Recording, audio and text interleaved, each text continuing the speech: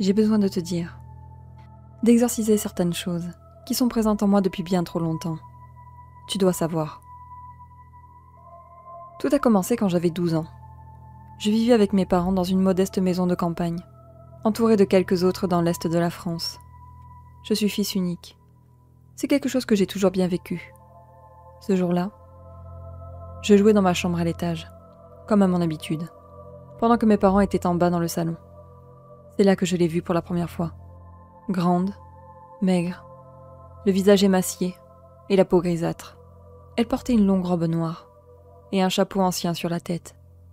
Ses yeux étaient d'un gris très pâle, presque blanc, qui m'avait figé sur place. Je me rappelle de cette sensation de peur extrême, qui m'avait tétanisée au point de ne pas être en mesure de crier, ni d'appeler mes parents. Elle était là, à quelques mètres de moi, à l'autre bout de ma chambre. Elle ne faisait rien. Elle était juste là, plantée à côté de la porte. Son horrible regard mort porté sur moi. Et cette odeur, je m'en rappelle comme si c'était hier. C'était la première fois que je la sentais. L'odeur de la mort, de la chair en décomposition. Incapable de bouger, j'étais restée là, fixant cette chose pendant plusieurs secondes, minutes ou heures. Je n'en sais franchement rien. Elle n'a disparu que lorsque ma mère a ouvert la porte pour me faire descendre à table. Elle s'était inquiétée de me voir si pâle et avait pris ma température. Bien sûr, je n'avais rien. Je venais juste de voir un fantôme pour la première fois de ma vie. La deuxième fois qu'elle m'est apparue, je fêtais mes 13 ans. Tous mes copains étaient là. C'était un anniversaire génial. Comme tout anniversaire de gosse devrait l'être. Gâteaux, bonbons, ballons et cadeaux. On était tous autour de la table devant un énorme fraisier, quand quelque chose a attiré mon attention. Un chapeau. Son chapeau. Il était là, posé près du canapé. Je le revois, avec tellement de précision, si réel. Je me suis figée sur place. Les rires de mes amis se faisaient de plus en plus lointains, faisant place au bruit sourd du battement de mon cœur. Je le sentais taper fort, si fort qu'il semblait vouloir sortir de ma poitrine. Cet état de torpeur a pris fin, quand un ami à ma droite s'est mis à agiter ses mains devant moi pour me réveiller. Le chapeau avait disparu. Plus rien. Il était pourtant bien là. La fête a alors repris son cours, sans aucune autre manifestation bizarre. Enfin, jusqu'au soir. Je venais de me coucher. Mes parents étaient en bas devant la télé et je repensais, tout excité, à mes nombreux cadeaux. Une Game Boy, un Action Man, un skate, puis je l'ai entendu. C'était à peine perceptible au début. Un chuchotement que je croyais venir de la télé. Puis la voix s'est faite plus forte. Une voix de vieille dame, douce et hésitante, qui venait de mon armoire. Joyeux anniversaire, Mathieu. La télé bourdonnait toujours en bas, et moi j'étais là, tétanisée dans mon lit, incapable de bouger ou d'appeler mes parents. Je ne pouvais que fixer mon armoire, priant de toutes mes forces pour que ceux qui s'y trouvaient disparaissent à tout jamais. Je n'ai pas dormi de la nuit, bien que rien d'autre ne se soit passé par la suite. L'année d'après s'était déroulée normalement. La vieille dame ne s'était pas manifestée. Je pensais être débarrassée d'elle, et mettais même ce qu'il m'était arrivé sur le compte de mon imagination débordante. C'était en tout cas ce dont j'essayais de me convaincre. Mais ce jour-là, au lycée, j'ai compris que j'avais tort. Je venais de terminer le cours de gym avec la classe. Je filais au vestiaire récupérer mes affaires. Ne trouvant pas ma veste, je m'y suis attardée un peu plus longtemps, tandis que mes amis avaient déjà rejoint la cour de récréation. Persuadée de l'avoir mis dans mon sac, je l'ai entièrement vidé à sa recherche. Elle n'y était pas. Sûrement un élève un peu farceur. J'ai remballé le tout, quand un bruit a attiré mon attention. Un bruit de verrou qui provenait des toilettes. Sur le moment, j'ai pensé que l'élève en question était toujours là, à épier ma réaction. Ce n'est que quelques secondes plus tard que j'ai compris que ce n'était pas un élève. Une voix mélancolique, à peine perceptible, chantonnait un air triste. On aurait dit une comptine d'enfant, mais ça n'avait rien de joyeux. Je ne me souviens plus des paroles maintenant, mais ça parlait d'un enfant qui avait perdu sa poupée. Je n'avais jamais entendu ça. J'aurais dû courir, m'enfuir, car au fond de moi je savais très bien ce que j'allais trouver derrière cette porte. Je me suis avancée lentement. Je n'étais plus qu'à quelques pas de la porte. Je ne voyais rien sous la porte, pas de jambes, mais je l'entendais. Sa voix de vieille dame de plus en plus triste, de plus en plus plaintive. Jusqu'à ce que ma main se pose sur la poignée. Tout s'est arrêté, tout sauf mon cœur qui tambourinait dans ma poitrine. J'ai enclenché la poignée avec l'espoir de ne rien y trouver, mais elle était là, plus réelle que jamais. ses 2 yeux vitreux fixés sur moi, et son affreux chapeau vissé sur sa tête. Après quelques secondes qui m'ont paru durer une éternité, elle m'a tendu quelque chose. Au départ craintif de détourner mon regard, privé d'autre choix, j'ai fini par baisser les yeux. Ma veste. Qu'est-ce qu'elle faisait avec ma veste? Tu as perdu ça, mon chéri. Ces mots résonnent dans ma tête chaque jour. C'était la première fois qu'elle s'adressait directement à moi, la rendant bien plus réelle qu'avant. Elle a disparu à l'instant même où j'ai saisi la veste. Le soir même, je pouvais encore sentir son odeur qui avait imprégné le tissu. Cette odeur de charogne, je peux la sentir rien qu'en y repensant. Les choses ont commencé à dégénérer le soir même.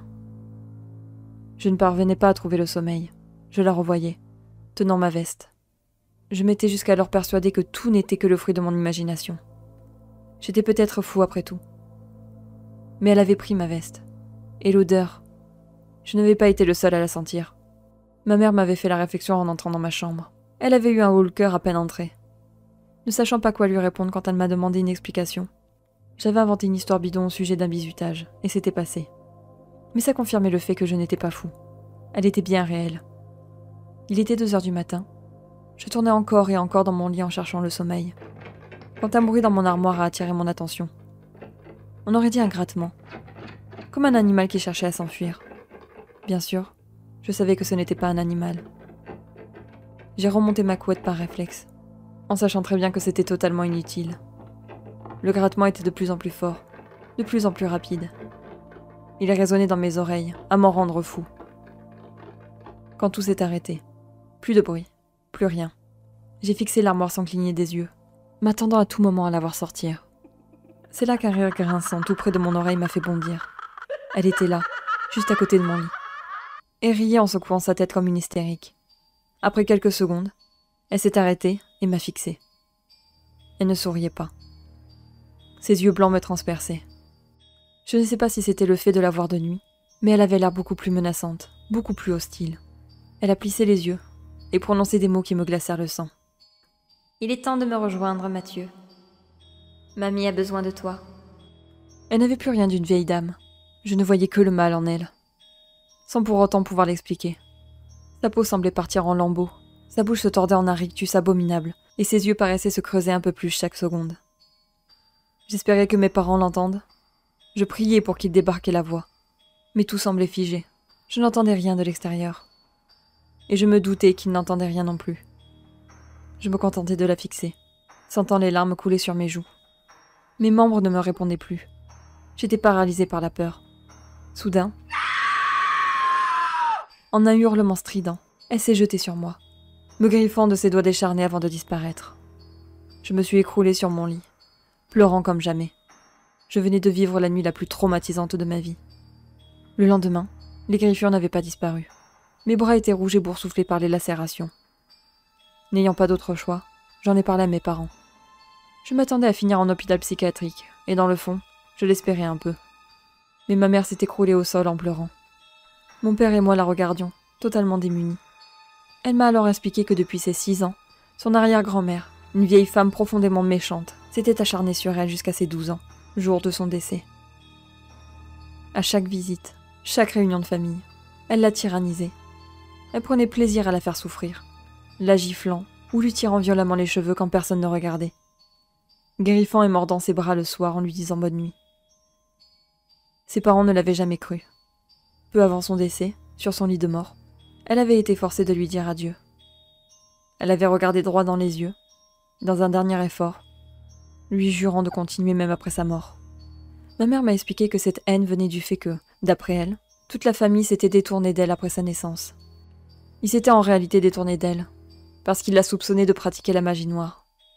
Elle l'avait appris par sa grand-mère, le jour de son décès. Cette dernière s'excusant de n'avoir rien fait pour la protéger, par peur. Ma mère s'est excusée de n'avoir rien vu avant, et plusieurs mois ont passé, sans aucun autre incident. Jusqu'au 12 octobre, l'anniversaire du décès de la vieille dame. Je sentais ma mère étrange, distante. Je l'avais surprise à parler seule et à rire. Lorsque j'entrais dans la même pièce qu'elle, elle cessait son activité et me fixait, sans rien dire, sans rien faire d'autre que me fixer. Je sentais dans mes tripes que quelque chose ne tournait pas rond. Mon père était parti la veille en conférence sur Paris. Et je me retrouvais seule avec ce qui la veille était encore ma mère. Le dîner s'était passé dans un silence pesant. Ma mère me fixait en souriant, sans même toucher à son assiette. À la fin du repas, j'étais montée dans la chambre après avoir débarrassé mon assiette. Au bout de quelques minutes, je l'ai entendue monter les escaliers, une marche après l'autre, comme une personne en difficulté. Mon sang n'a fait qu'un tour quand elle s'est mise à chantonner. C'était la même comptine que la vieille dame, et cette fois, les paroles étaient parfaitement audibles. Viens, mon petit, n'aie pas peur de mamie. Ta poupée est perdue, car mamie l'a pendue. Dis-toi bien qu'un jour, ce sera ton tour. Ma mère est finalement arrivée devant ma porte. Ses yeux étaient blancs, et elle me fixait en riant. Elle s'est approchée de moi en dansant, toujours en riant, puis s'est arrêtée à ma hauteur, plongeant ses yeux dans les miens. Ce qui s'est passé ensuite me hantera à jamais. De sa voix grinçante, elle m'a chuchoté que jamais personne ne se débarrasserait d'elle, qu'elle hanterait toutes les générations de cette famille maudite. Elle s'est alors subitement redressée, et a couru jusqu'à la fenêtre de ma chambre. Je n'ai pas eu le temps de l'empêcher d'enjamber la rambarde. Quelques secondes plus tard, elle s'était écrasée sur le sol, 4 étages plus bas. La police a conclu à un suicide. Et j'ai été placée 2 ans en psychiatrie suite à ce traumatisme. Elle ne m'est plus apparue par la suite. Aujourd'hui, j'ai 27 ans. J'ai 27 ans et j'ai peur comme je n'ai jamais eu peur auparavant. Je suis papa d'une petite fille de 2 ans. Et je sais que tout va recommencer. Elle est là. Elle me fixe. Je peux sentir son odeur. Je peux sentir sa présence derrière mon épaule. J'entends son rire et sa comptine affreuse. Je suis désolée, mon amour. Je te laisse avec notre fille. J'espère que tout s'arrêtera ce soir. Avec moi.